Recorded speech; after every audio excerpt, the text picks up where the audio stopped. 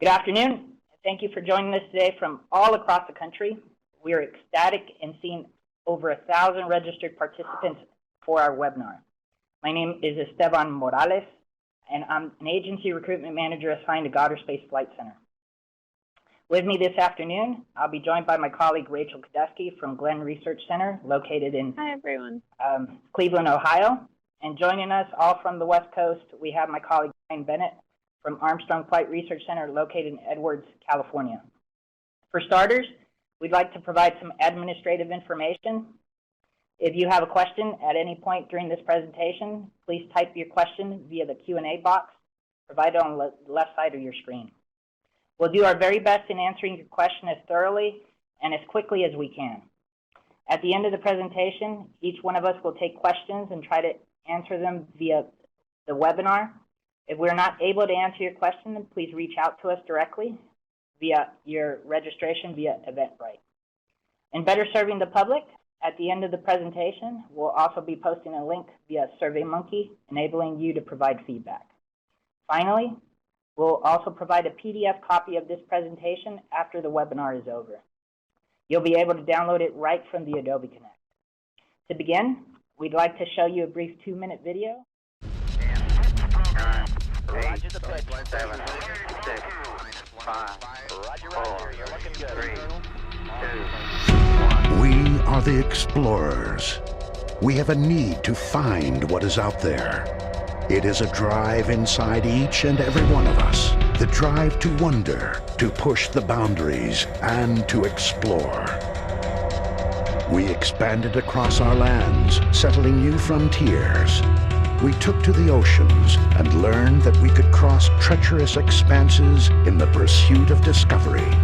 And then we took to the skies and flew. But that wasn't enough. We left the planet and redefined what was possible. We flew in space. We walked in space. What once was a melodramatic flight of fantasy became reality. Then, a new generation of spaceships captured hearts and minds for 3 decades and helped build a castle in the sky that is our lasting home in space. We have always looked up. For centuries, we wondered what was on the other side of the sky, and we have begun to answer that question. We have learned that all the exploration humankind has achieved is only a beginning. Right now, men and women are working on the next steps to go farther than we have ever gone before. New vessels will carry us, and new destinations await us.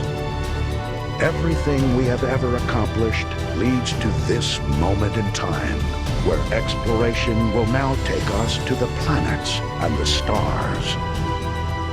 Our nearest neighbors in the night sky have beckoned us, invited us, dared us to reach for them. We are the explorers. Throughout our history, we have taken both small steps and giant leaps in that pursuit. Our next destination awaits. We don't know what new discoveries lie ahead. But this is the very reason we must go.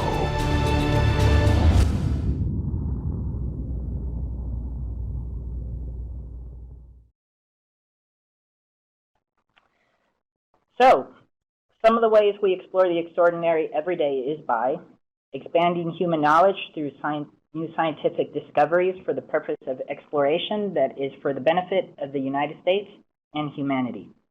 Extending human presence deeper into space and to the moon for sustainable long-term exploration and utilization in order to push boundaries in space. By addressing national challenges and catalyzing economic growth, by developing and transferring revolutionary technologies to enable exploration for the nation, and by optimizing capabilities and operations with exploring the unknown in space and driving new advances in aerospace science and technology on behalf of the American public. As you can see, we have a total of 10 NASA centers throughout the country. This map shows you where we're located, but in being more specific, NASA headquarters is located in the nation's capital in Washington, D.C. Ames Research Center is located in Mountain View, California.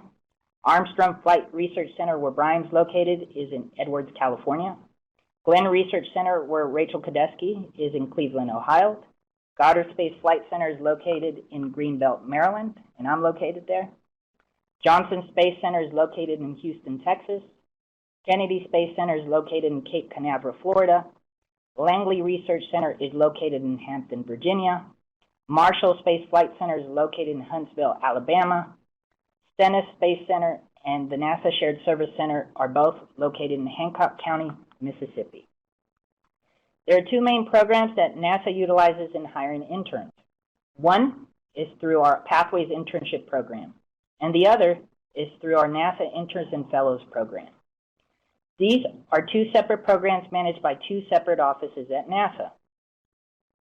Our Pathways program is managed via our NASA Office Human Capital Management, and the NIF program is managed via the NASA Office of STEM Engagement.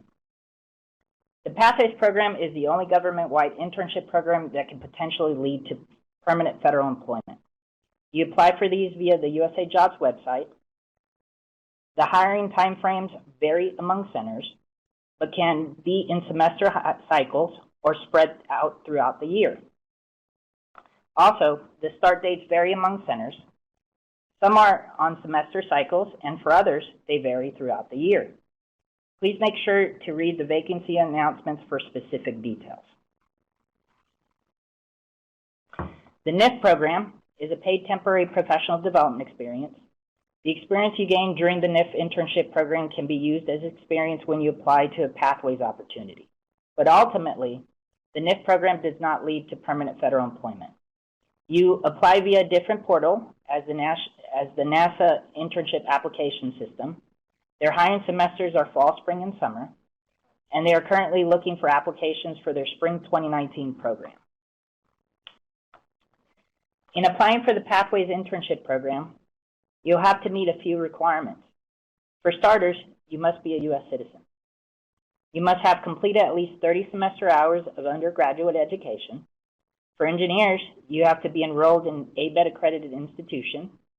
For all other non-technical programs, the institution must be accredited and listed via the U.S. Department of Education accreditation database. You must currently have and maintain a 2.9 GPA when you apply for the vacancy. You must complete at least 640 work hours prior to completing your degree requirements. Just so you are aware, if you're a former NIF student, 320 hours may be applied to that. You must at least have one academic year remaining in the degree program, but please know that center requirements may vary. Read each vacancy for specific center details. Finally, also know, veterans preference does apply to all Pathways opportunities. You can find more information via the hyperlink provided. Now, I'll transition to my colleague from Glenn Research Center, Rachel Kodesky. Rachel? Thank you, Esteban. Hi, everyone. I get asked a lot, does NASA only hire aerospace engineers? And the answer is no. We seek out diverse hires from various STEM and non-STEM disciplines. While about 70% of our hires do fall within science and engineering realm, we also have positions for non-technical majors. About 30% of our Pathways vacancies are for administrative fields such as human resources, accounting or finance, procurement, logistics, public relations, information technology, and more. The list you see here provides typical majors that we look for our positions, but it's definitely not all inclusive. So if you don't see your major listed here, please don't get discouraged. We'd also like to note that each position posted on USA Jobs may list specific requirements. Some positions have required majors that you must be pursuing to qualify. Others may have preferred majors listed. Some of our positions do have a positive degree requirement, which means that you have to be pursuing a specific degree, where others simply require a bachelor's degree in any field. Please refer to each vacancy you're interested in to see what the individual requirements are. So pay. NASA's pay rates are determined by the Office of Personnel Management, or OPM for short. One thing you have to get used to if you work for NASA is we love our acronyms, so we're starting now. Pay in the Pathways program is determined by education level. There are promotion opportunities within the program as well. Those are determined by completion of education, so going from a sophomore to a junior could entail a promotion. The rates listed here are the general schedule base rates. Each center has slightly different rates, and those are based on locality or region, and those are cost of living differences determined by OPM. To find the pay rates of a specific region, you can go to OPM's website, opm.gov, and search on pay tables. Some of our graduate level engineering and information technology positions do have a special pay rate table that is slightly higher than our base level pay. There is information on these pay rates through the OPM website, and as always, you can each USA Jobs Pathways vacancy list the pay for that position. So that's a great way to find out as well. So obviously you guys need to hear about the pay, but I want to focus on and highlight the non-fiscal benefits of a Pathways internship, because I think they're just as, if not more important than the fiscal ones. So first of all, successful completion of the Pathways program can lead to a full-time job after graduation. Yes, you heard me right. That means a full-time job at NASA. I always like to say that a Pathways internship can potentially be the last job you ever apply for. I personally was hired as a Pathways intern my senior year of college, and I've been here ever since. Some of the benefits of being a Pathways intern at NASA include health insurance, life insurance, retirement savings plans, annual leave, sick leave, military leave, and paid federal holidays. Paid federal holidays seem like a funny thing to mention, but you have no idea how jealous my friends and family get when I tell them I have President's Day off work. While NASA is a cutting-edge agency doing extraordinary things, we really do put an emphasis on the work-life balance. So now that you're even more excited about a Pathways internship after hearing all the amazing things that come with it, we want to share when our vacancies are typically posted. Each center posts their vacancies separately. The best way to ensure you don't miss any opportunities is to sign up for the Safe Search function through usajobs.gov. I'm going to touch a little more on that in the next slide and give you some instruction on how to utilize that. But to highlight, you can see here Goddard Space Flight Center in Maryland, where Esteban is from, has positions opening both this coming Monday and the following Monday, the 24th of September. As you also see, Armstrong, where Brian is from, and Glenn, where I'm from, both have positions opening in the September and October timeframe.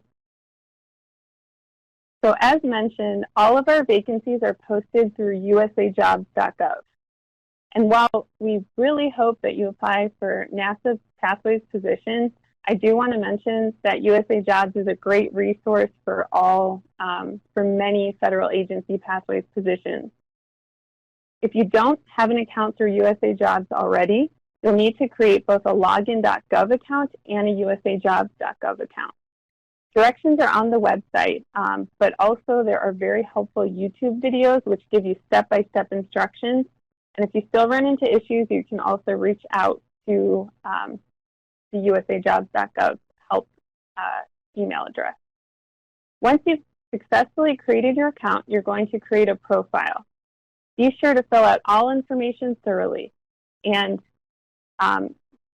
also you must create, once you've completed your profile, you need to build a resume in the system. There is an option to upload a resume, but for NASA applications, you need to build a resume in the system. You can save up to 5 resumes at a time. So if you want to customize your resumes for specific positions, you can do so. We also strongly recommend that you make your resume searchable so that recruiters can potentially reach out to you for future positions. And as I mentioned previously, A great feature to take advantage of is the Save Search function. This allows you to receive emails when opportunities arise that match your criteria. Examples would include keywords such as mechanical engineering, agencies such as NASA, locations such as Cleveland, Ohio, or grade levels such as GS5 and above.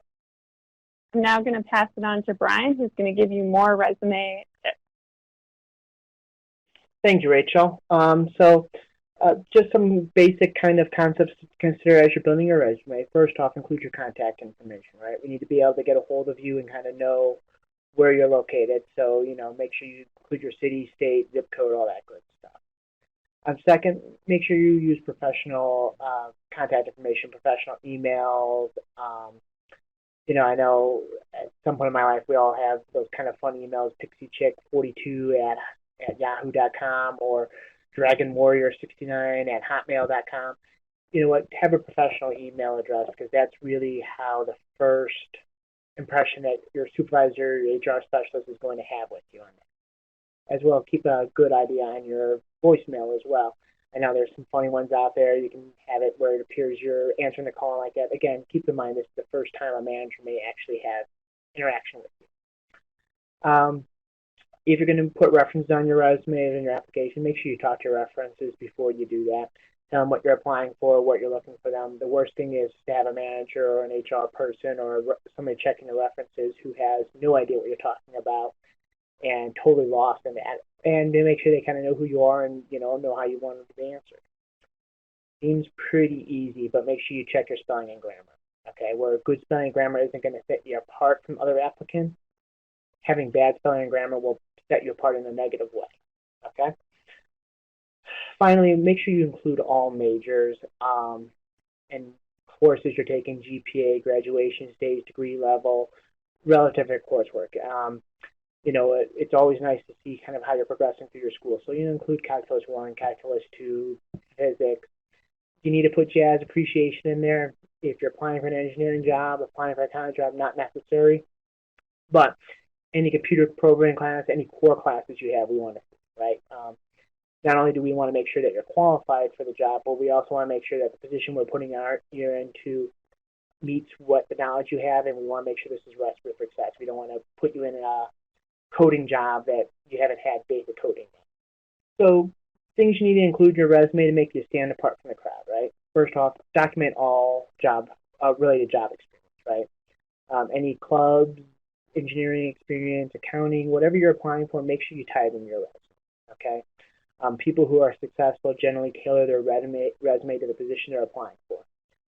Also, feel free to describe unrelated job experience. I'm going to talk to you a little bit about how to kind of do that later on in the presentation, but I'm coming from Southern California. I see a lot of resumes with people who've worked at Disneyland and Knott's Berry Farm. If you say, hey, I just shelled corn dogs, that's not nearly as impressive as working on customer service, working with employees, doing what you need to do to get that done. Also include any project, school experience you have. If you've heard about Orion, if you've heard about low boom flight demonstrator, these are all team projects, right? We're looking for people who can do teamwork, who've worked on the projects before, meet deadlines, work through that type of stuff. That's what we need to have. Other thing I'm going to tell you is think about it as an employer. If you were sitting in our shoes, in the management shoes, what would you be looking for in the applicant? What would you like to see? What would make that applicant stand apart? And make sure you include that in your resume. Okay? The one I always like is, if you ever take a resume writing class, I was actually reading an article the other day that said, you know what, resume should be one page in length. Okay? When you're applying to the federal government, we do not hold to their actions. Okay? Rachel taught you a little bit about USA Jobs and building your resume in USA Jobs. USA Jobs allows you to have 5,000 characters for every work experience you put in your resume. NASA goes a step further and says, as a total, your resume can go to 32,000 characters, excluding headers, phone numbers, names, and all those types of things. Okay? So at 32,000, you can have a quite robust resume. NASA isn't looking for a one-page resume. We're not trying to get how much brevity we have. We like narrative resumes. We like to know a little bit more about your work experience, about your education experience. We want as much information as we can about you. So please don't write a 25-page resume. Okay, I've had those. I've had to read those. That can kind of be painful. But also don't write a half a page resume. Give me enough information to know that, you know what, the type of work you're looking for, the type of experience you're looking for will meet what we need to meet. Okay? Also be thorough, right? Don't leave blocks filling. Obviously, you know, if it's asking for your military service or things like that and you don't have it, or second languages, okay, finally leave that one. But when it comes to salary, hours, dates working, all that stuff is pertinent information that kind of helps us evaluate your application better. So we're asking you, please don't leave them blank. Give me as much information as we possibly can. We use it all to evaluate you. Thank you so much. All right. So some tips on when you're building your resumes, right? First off, make sure you read the vacancy announcement. There's a lot of great information in there that's going to tell you the requirements we're looking for, GPA, majors, all that type of stuff. Also look at the qualification section and tailor your resume to that qualification section. Let me know that you have what we're looking for. Make sure you stand out there. Also, we talk about using a result-driven resume. Use the STAR methods, right? Situation, action, results. The example I always use is if I'm looking for a juggler, don't just say, I know how to juggle. Tell me about you juggled at the circus, you juggled with knives, clubs, chainsaws, bowling balls. I juggled in front of a packed audience and I increased the attendance at the circus by 50%. Tell me the situation, the action, the results. Or, for example, if you were applying for accounting job, say, you know what, I used pivot tables in Microsoft Excel, where I was able to help reduce the times on our budget audit documents by 10%, and kind of just tell me a little bit more about what you've done, including even school experience, right? If you've worked on a robotics team and you did programming, you got first place, tell me those things and just saying, hey, I know how to code and do robotics, right? Other thing I would tell you to use action words. Don't say do, did. Talk about experienced, managed, assisted, responded, planned, coordinated. If you're looking for action words, there's some really great lists out there on Google and other job posting websites. I'm also looking for special skills. As I said, don't tell me you know how to juggle. Tell me what you can juggle. Don't tell me I know how to computer program. Tell me the programming language you have. Our managers sometimes are looking for specific things, but no, if you know C++ and Python, then you can learn AV Works or something like that to kind of know what type of experience you have or the levels on that. Make sure you tell me everything you've got. Just don't say, I know Microsoft Excel. Say, hey, I can do pivot tables. I've done PowerPoints. I've done those type of things other than just say, hey, I'm familiar with Microsoft Word. All right? Other thing I always like to tell people, too, is plan ahead. All right? Your resume is your big part of your application package, but there is also supplemental questions that you will have to answer. And in those supplemental questions, it will ask you about majors and GPAs and what school you're attending and all this other information about yourself. If you answer those incorrectly because you're rushing, like you're an engineering major and you put down engineering technology, we go by what you tell us. And if you say, hey, I'm an accounting tech instead of an accountant, well, if the position is for an accountant, it's very different between a technician and an accountant, and we're going to be looking at those type of things. The questionnaire does take a little bit of time, so I would encourage you, again, to plan, work ahead, and as you work through the process, you can apply, and then you can update your application up until the closing date of the announcement. When the announcement closes, you can't update it anymore. So if you want to put your application early and come back and edit it, you're more than happy to do so. Application deadlines are midnight Eastern time, all right? And for folks like me on the West Coast, that becomes important because midnight Eastern is 9 p.m. my time. And so I do get applicants all the time saying, hey, I was working on it at 8:55, and 5 minutes later it closed out. What can I do? Well, you missed the deadline, and we keep everybody to the same standard. You must hit that deadline. So the advice is go in, complete your resume, go in, look at the supplemental questionnaire, apply early, and go in and update it if you feel like you answered it incorrectly or you want to update it a little bit more, but make sure you get everything done before that deadline. All right. So finally, here's our contact site. There's some really great websites out there. It tells you about the cool things NASA is doing. Our careers page talks about all the great jobs we have. And every single website will tell you about what the centers are doing, what projects they're doing, what we're interested in. I'd recommend if you're applying to a center, look at them, figure out what we're doing. Whether it be Johnson, you want to talk about astronauts, or Kennedy and talk about rockets and what's going on with the launch pads, or Armstrong or Langley talking about the new low boom flight demonstrators. Great stuff just to look in there and see kind of what's going on and learn what NASA's doing and some of the great things we're doing throughout the time. All right? And then so with that, I'm going to kind of leave us with the last page here that says, you know what? The advice I always give people is it never hurts to apply, because the worst case scenario is you get a selection and you get selected, you got to make a decision.